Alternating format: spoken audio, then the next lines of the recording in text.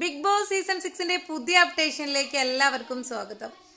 നമ്മുടെ ജാസ്മിന്റെ ഫാമിലി ഹൗസിനകത്തേക്ക് വന്നതിന് ശേഷം അവർ സ്ഥാപിച്ചുകൊണ്ടിരിക്കുന്ന ഒരു കാര്യം എന്ന് പറയുന്നത് അഫ്സൽ ഇപ്പോഴും ജാസ്മിന് വേണ്ടി അവിടെ കാത്തിരിക്കുന്നു എന്നുള്ളതാണ്. ഇത്രയും നെഗറ്റീവ് വന്നിട്ടും കൂടെ എന്നെ സ്വീകരിക്കുന്നുണ്ട് എന്നുള്ള ഒരു സന്തോഷം നമ്മുടെ ജാസ്മിനും കൂടെ ഉണ്ട് കേട്ടാ. ജാസ്മിന്റെ അത്ത പറയുന്നുണ്ട് നമ്മളെ എയർപോർട്ടിലേക്ക് കൊണ്ടുവിട്ടിട്ടുള്ളത് അഫ്സലാണ് എന്നായിരുന്നു.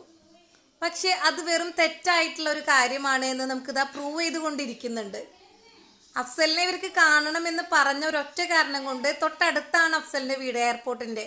അപ്പൊ ഏകദേശം കുറച്ചു ദൂരം മാത്രമായതുകൊണ്ട് ഇങ്ങനെ ഒരാൾ വിളിച്ചത് കാരണം കൊണ്ട് മാത്രമാണ് ആ ഒരു പയ്യൻ എയർപോർട്ടിലേക്ക് വന്നത്. ജാസ്മിന്റെ ഫാമിലി ഉദ്ദേശിച്ചതിന്റെ ഒറ്റ ലക്ഷ്യം എന്ന് പറയുന്നത് ഗബ്രിയിൽ നിന്നും ജാസ്മിനെ അകറ്റി നിർത്തുക എന്നുള്ളതാണ്. ഇനി വരുന്ന ബാക്കി 30 ദിവസങ്ങളിൽ ഗബ്രി എന്നുള്ള ഒരു വിഷയം ജാസ്മിൻ എടുത്തിടരുത്. പകരം ഇപ്പോഴും അവൾക്ക് വേണ്ടി കാത്തിരിക്കുന്ന അഫ്സൽ പുറത്തുണ്ട് എന്നുള്ളതാണ് ജാസ്മിനിലേക്ക് കുത്തിവെക്കുന്നത്. അങ്ങനെയാകുമ്പോൾ അവളുടെ ആ ഒരു നെഗറ്റീവ് സൈഡ് പോകും എന്നുള്ള ഒരു വിശ്വാസത്തിലായിരിക്കും അവർ അങ്ങനെ ചെയ്തുകൊണ്ടിരിക്കുന്നത്. ഈ ഒരു അഫ്സൽ കൊണ്ടുവിട്ടതിലോ അവളെ സ്വീകരിക്കുന്നതിലോ നമ്മൾ പോലെ പ്രേക്ഷകർക്കായിട്ടുള്ളവർക്കൊന്നും ഒരു പ്രശ്നവുമില്ല. കാരണം അവരുടെ ലൈഫാണ്, നല്ല നിലയ്ക്ക് മുന്നോട്ട് തന്നെ പോകണം. പ്രത്യേകിച്ച് ഒരു പെൺകുട്ടിയാണ്. മറ്റുള്ളവരുടെ മുന്നിൽ നെഗറ്റീവ് ഇമേജ് വന്നിട്ടുണ്ടെങ്കിൽ അവളുടെ ആ ഒരു ലൈഫിനെ നന്നായിട്ട് അത് ബാധിക്കും. പക്ഷെ അതൊന്നുമല്ല.